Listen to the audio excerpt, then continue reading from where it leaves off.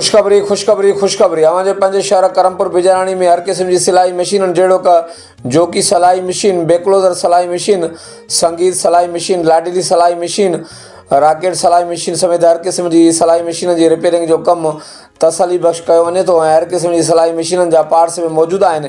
Note नई सिलाई machine repairing के कम की गारंटी भी ॾिनी वेंदी।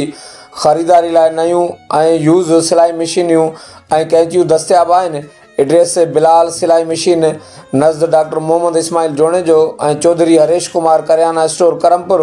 प्रोपराइटर मिस्त्री अब्दुल्ला निंदवाणी। राब्ते लाइ नंबर 0308 25 16 549 0317 34 62 320।